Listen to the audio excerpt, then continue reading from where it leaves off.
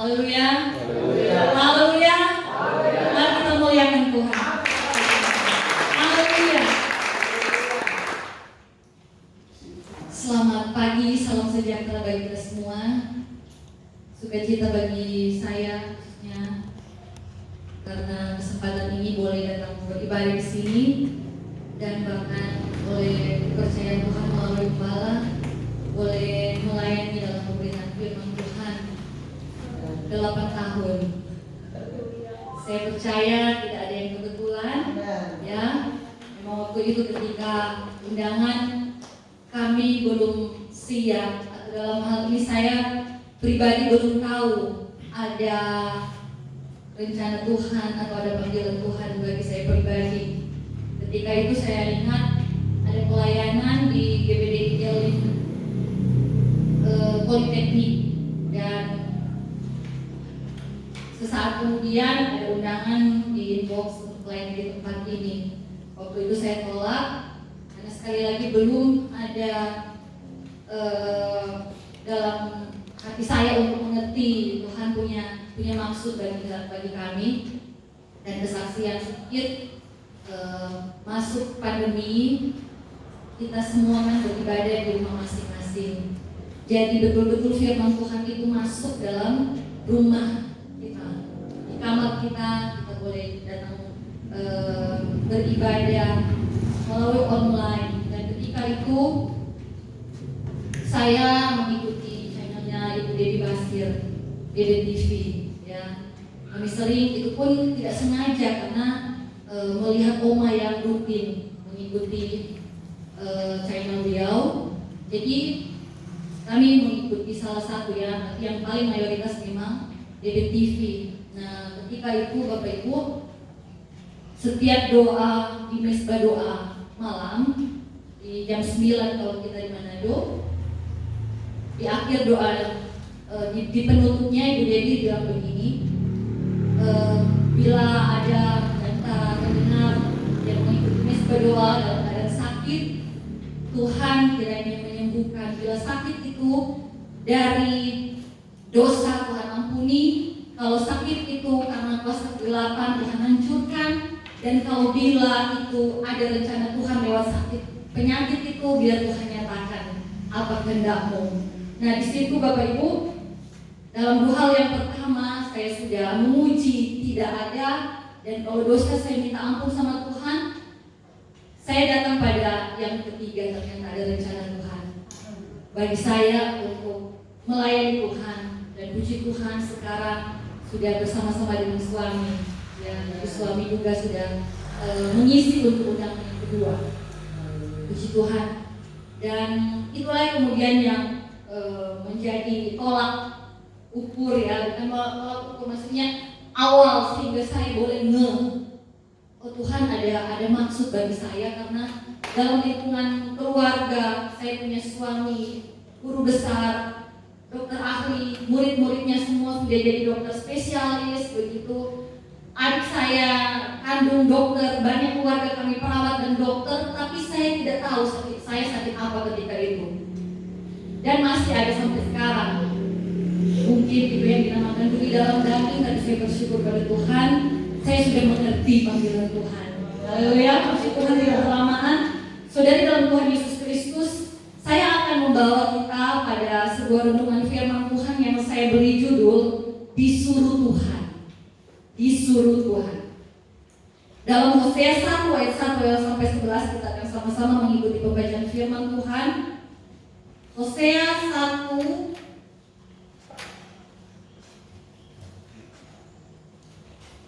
kita akan berdiri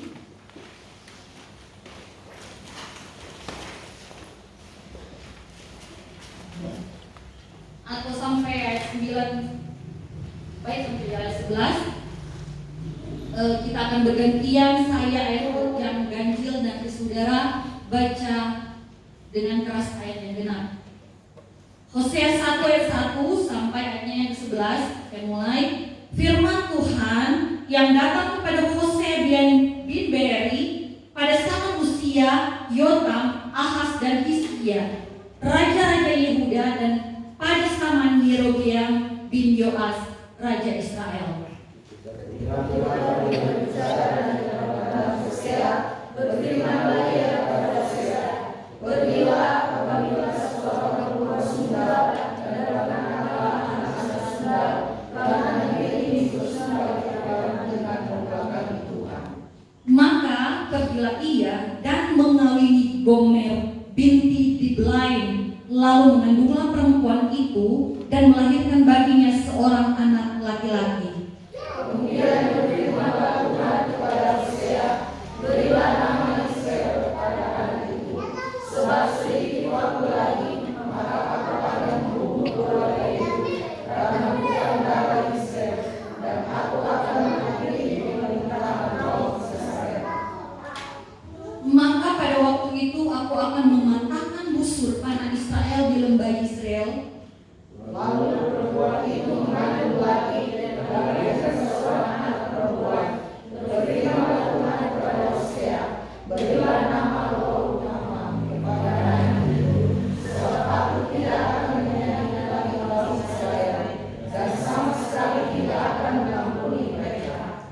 Tetapi aku akan menyayangi kaum Yehuda dan menyelamatkan mereka demi Tuhan Allah mereka. Aku akan menyelamatkan mereka bukan dengan panah atau pedang, dengan alat perang atau dengan kuda dan orang-orang berkuda. Sesudah menyakiti Lo-Ruhamah, mengandunglah perempuan itu lagi dan melahirkan seorang anak laki-laki. Lalu berfirmanlah ia, berilah nama Lo-Ami kepada anak itu, sebab kamu ini bukanlah umatku dan aku ini bukanlah Allahmu. Tetapi lelaki membawa saya akan suka laut dan tidak dapat menata dan tidak dapat menghidup, dan di tempat di mana dikatakan kepada mereka, kamu ini bukanlah umatku, akan dikatakan kepada mereka, anak-anak Allah yang hidup.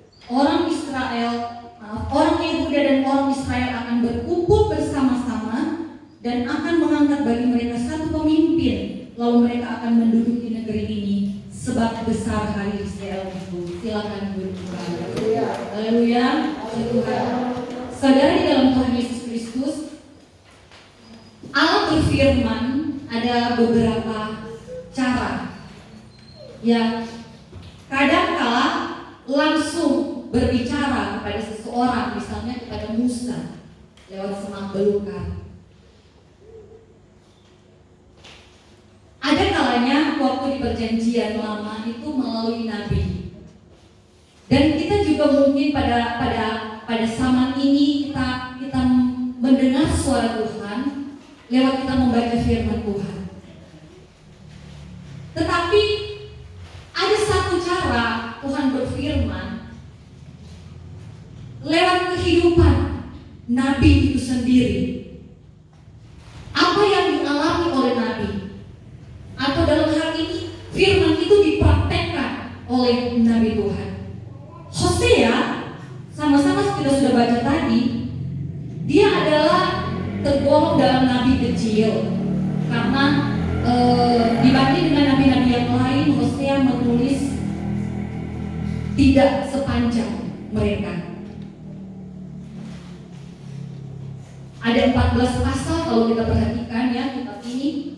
Nah, Hosea sendiri lahir sebenarnya di kerajaan Yehuda, di kerajaan selatan.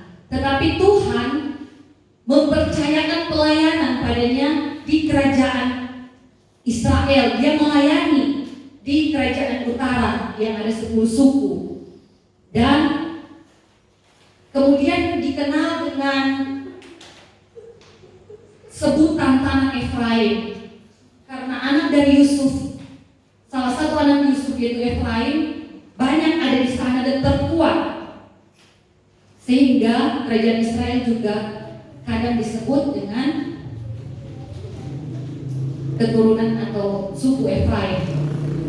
Ya, saudara di dalam Tuhan Yesus Kristus sudah kita baca tadi. Nah, pemerintahan Raja Yerobeam kedua ketika Hosea itu melayani Tuhan, raja ini termasuk raja yang tidak baik. Dan dalam 25 tahun khotbah yang disampaikan oleh Hosea, dia banyak menggunakan puisi. Ya, saya orang yang suka puisi. Kalau kemudian kita mempelajari atau kita menekuni kitab ini yang terdiri dari berbagai puisi tersebut atau mayoritas puisi ini, di situ sebenarnya berisi atau terkandung peringatan dan seruan untuk bertobat. Saudari dalam Tuhan Yesus Kristus, yang menjadi unik, yang menjadi menarik, kalau kita melihat sosok dari Hosea ini, kita sudah sama-sama baca, disuruh Tuhan untuk menikahi seorang pesundal atau pesina. Ya, kawin dengan perempuan sundal yang bernama, yang kemudian dia mengawini Gomer, disuruh Tuhan. Sehingga saya memberikan judul disuruh Tuhan. Tetapi sebenarnya ini ingin mempraktekkan sebuah hubungan intim antara suami dan istri, antara Tuhan dengan Israel. Kalau sampai sekarang antara Tuhan dengan orang Kristen. Bagaimana Allah ingin menggambarkan sebuah hubungan yang spesial. Tentang apa yang terjadi ketika itu. Saudara yang kasih dalam Tuhan Yesus Kristus, waktu itu Israel begitu diberkati, makmur. Tetapi kemudian lewat berkat itu mereka melupakan Tuhan. Mereka menjadi sombong, mereka menyembah Baal. Mereka mengandalkan Asyur, bukan mengandalkan Tuhan.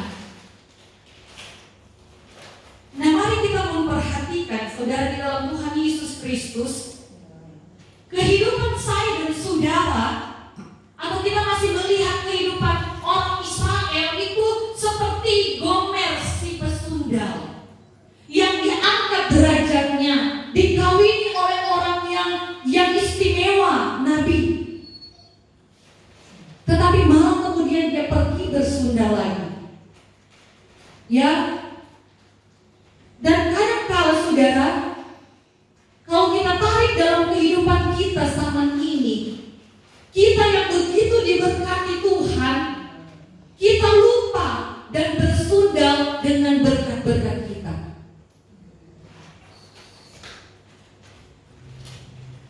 Menduakan Tuhan, itu pengertian dari bersundal rohani. Kita diberikan keselamatan dari Tuhan secara gratis. Kasih karunia keselamatan bagi saya dan saudara yang percaya kepada Tuhan. Tetapi perbuatan saya dan saudara itu seperti seorang pesundal. Ibadah saja kita tidak datang di ibadah, Bapak Ibu. Hanya mementingkan perkara-perkara di rumah. Perkara-perkara yang bukan perkara-perkara surga. Saya akan membawa kita semua, ya,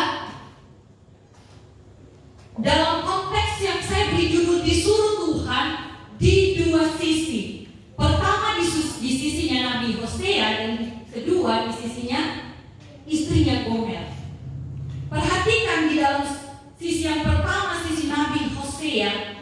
Di situ akan kita melihat bagaimana kasih dan setia seorang suami kepada istrinya. Di dalam Hosea 1:2 kita sudah baca tadi, Tuhan bilang, pergilah, kawinilah seorang perempuan sundal dan peranakanlah anak-anak sundal, karena negeri ini bersundal hebat dengan membelakangi Tuhan.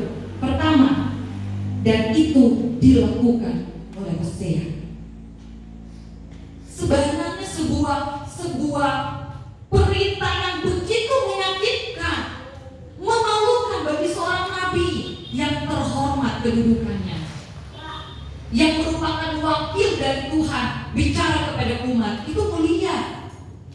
Ayat 3 kita lihat, maka pergilah ia, dilakukan dengan taat dan mengawini Gomer binti Diblaim, lalu mengandunglah perempuan itu dan melahirkan baginya seorang anak laki-laki. Ini anaknya dengan Hosea. Tetapi saudara di dalam Tuhan Yesus Kristus, dua anaknya selanjutnya bukan anak Hosea, tetapi anak dari pelacurannya, hasil dari persundalannya.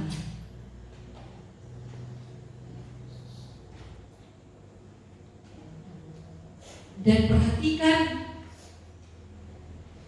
Hosea 3 ayat 1. Ketika Gomer bersundal kembali, balik lagi dalam kehidupannya yang lama, dia akan terikat dan menjadi budak. Hosea 3 ayat 1, berfirmanlah Tuhan kepadaku, kepada Hosea, pergilah lagi, disuruh Tuhan. Cintailah perempuan yang suka bersundal dan berzina, seperti Tuhan juga mencintai orang Israel, sekalipun mereka berpaling kepada Allah-Allah lain dan menyukai kue kismis.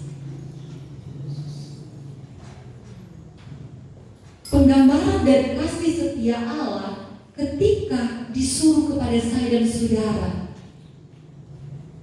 Maukah kamu melakukan itu? Posisikan dirimu sebagai Hosea.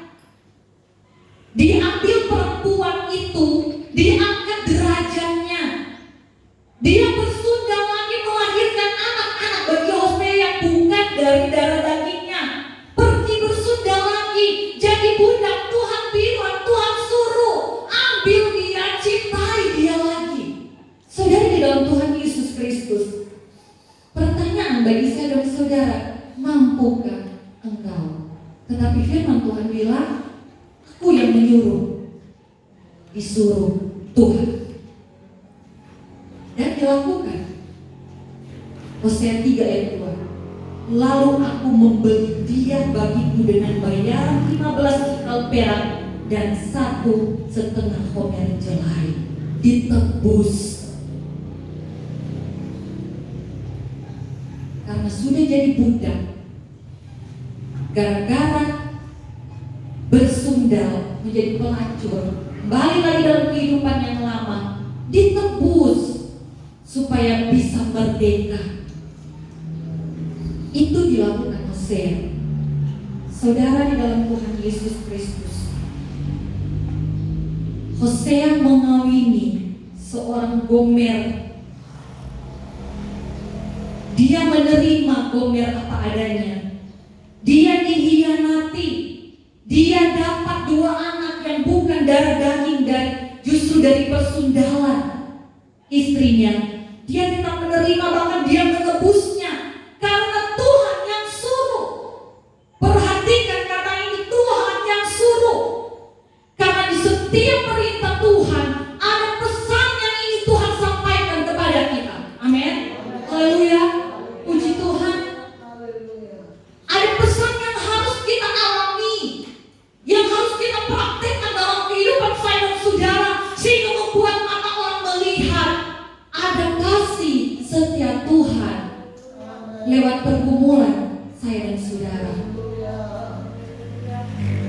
Kadangkala orang yang salah, kita yang jadi korban. Orang yang salah, kita yang disuruh tebus. Padahal orang itu mungkin juga sudah menyakiti kita secara pribadinya. Kita disuruh tebus. Berat saudaraku, sakit daging ini, menderita. Tetapi kalau Tuhan yang suruh, bukankah itu kasih karunia bagi saya dan saudara? Amin. Haleluya. Haleluya. Itu karunia Nabi bagi kita yang menderita karena Tuhan yang suruh tetap setia, tetap mengasihi.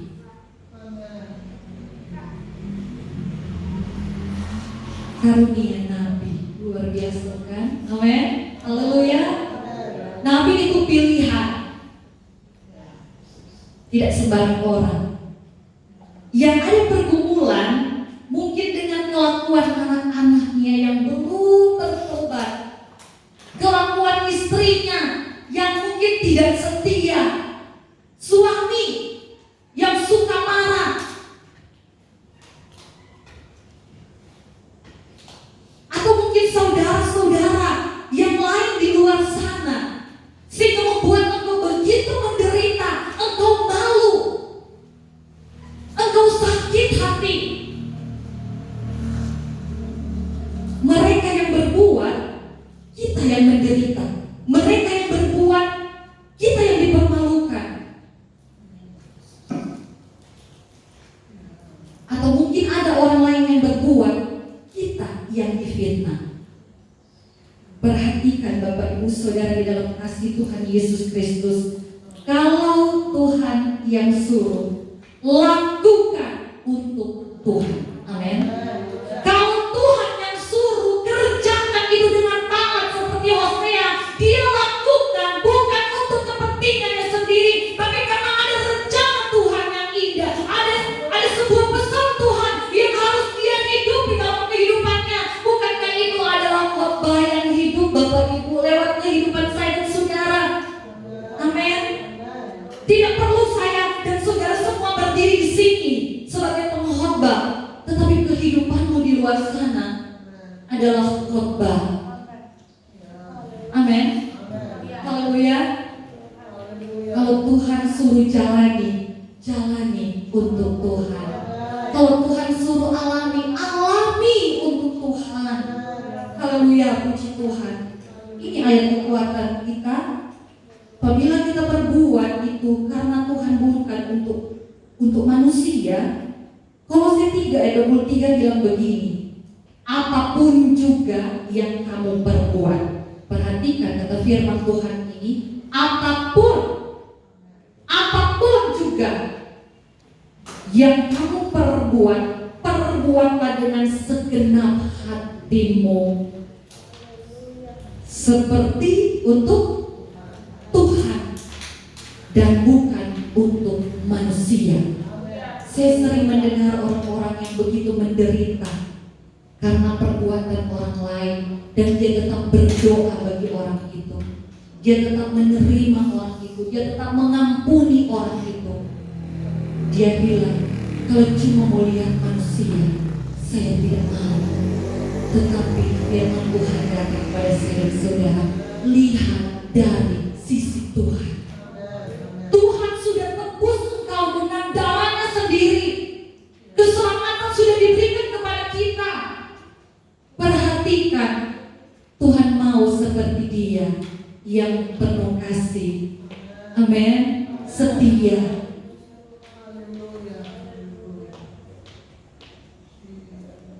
Tidak semua nabi memang mengalami hal yang sama seperti Hosea. Tetapi kalau kita perhatikan, nabi-nabi ada yang disuruh telanjang, ya, ada yang khotbah 40 tahun, tidak ada yang bertobat, tetapi taat dikerjakan. Itu sifat dari nabi, taat melakukan perintah Tuhan. Tidak semua juga orang yang di luar sana mengalami pergumulan seperti pergumulanmu. Tetapi percayalah, kalau engkau dipercayakan pergumulan itu karena engkau terpilih. Amin. Haleluya. Tidak semua orang terpilih, engkau bagian yang terpilih. Haleluya, puji Tuhan. Arti Ibrani untuk nama Hosea sama seperti Yosua dalam bahasa Inggris Yesus, yang artinya penyelamat, ya.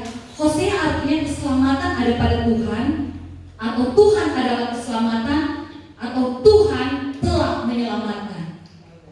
Kita disuruh menjadi Hosea zaman akhir ini. Kita menjadi penyelamat. Amin.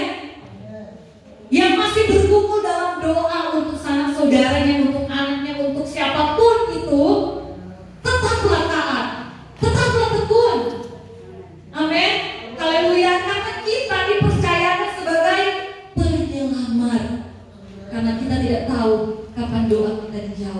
tetapi pasti akan dijawab Tuhan.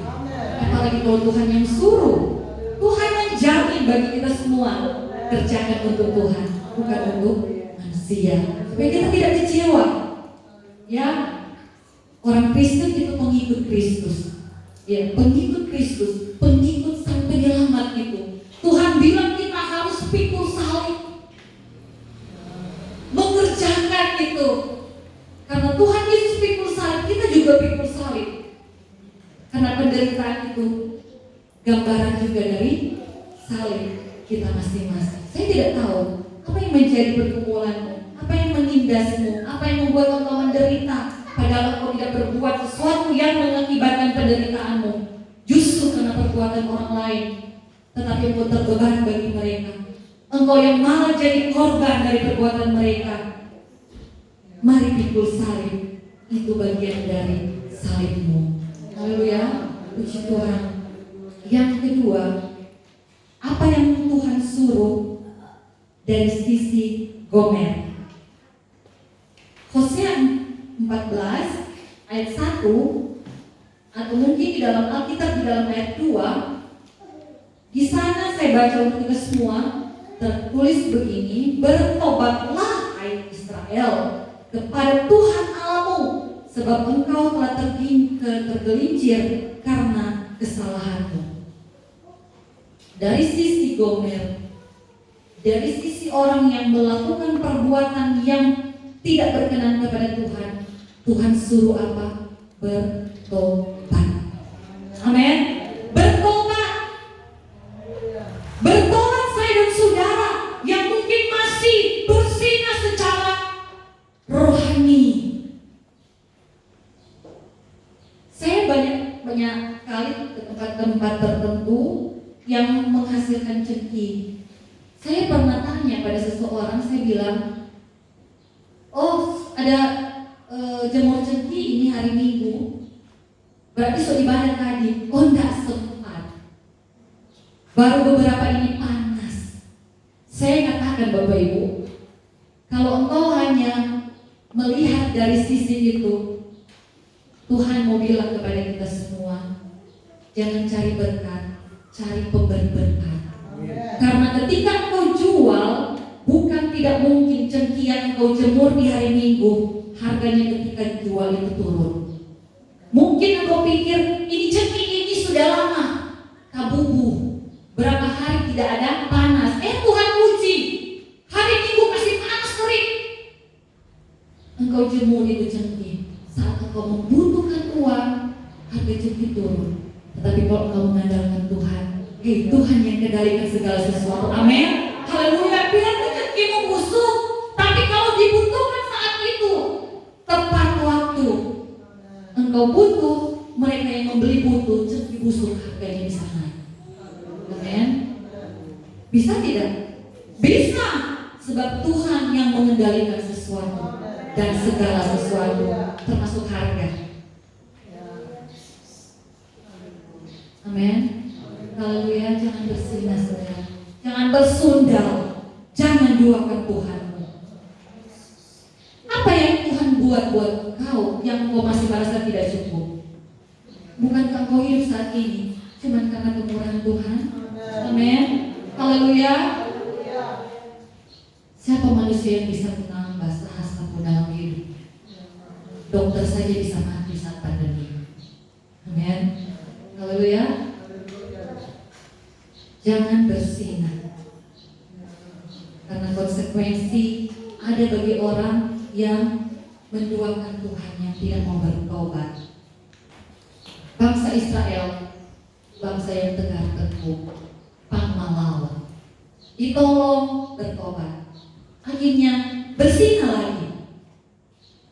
Dan tahukah kita, yang keluar dari Mesir itu lebih banyak daripada yang masuk ke tanah perjanjian, dan tidak ada yang masuk dalam generasi yang keluar itu.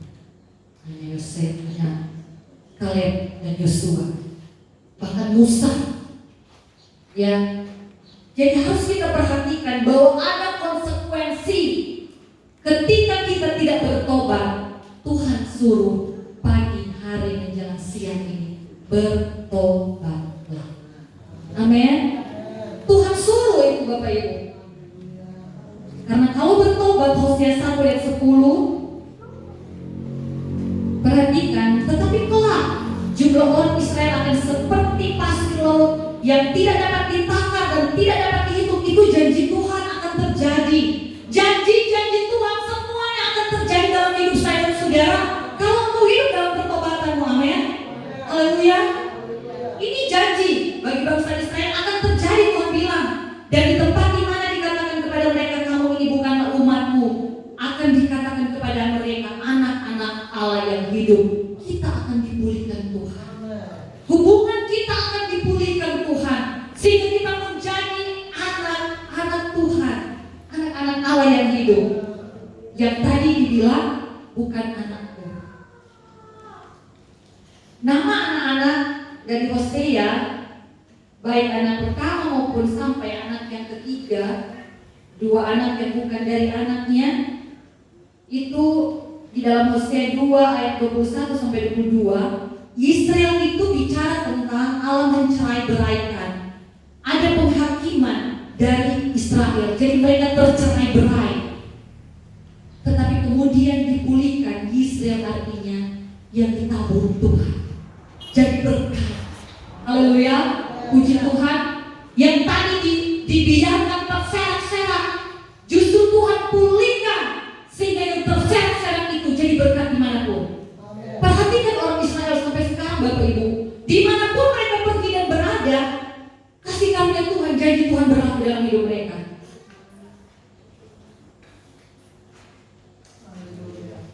Tahu Facebook yang menemukan keturunan Israel.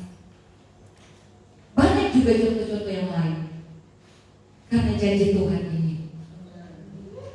Asal saya dan saudara mau bertobat, kita akan menjadi orang-orang yang menabur, jadi berkat. Amin. Yang kedua, lo ruhama, tidak disayang, kemudian menjadi ruhama atau yang disayang. Ini anak perempuan. Yang ketiga, lo ruhama, nanti kita baca ya di kitab Hosea selanjutnya, itu dikatakan bukan anakku, menjadi Ami, yang artinya umat Tuhan, dipulihkan. Haleluya. Saudara mau dipulihkan? Saudara mau dipulihkan? Bertobat. Amin. Tuhan suruh bertobat yang hari ini. Jadi dua hal yang saya bagikan di sini disuruh Tuhan. Pertama, pikulah salibmu. Sekali lagi Tuhan bilang pergi pikul salib. Amin. Haleluya. Karena itu salib enak, saudara. Ikut Tuhan itu enak.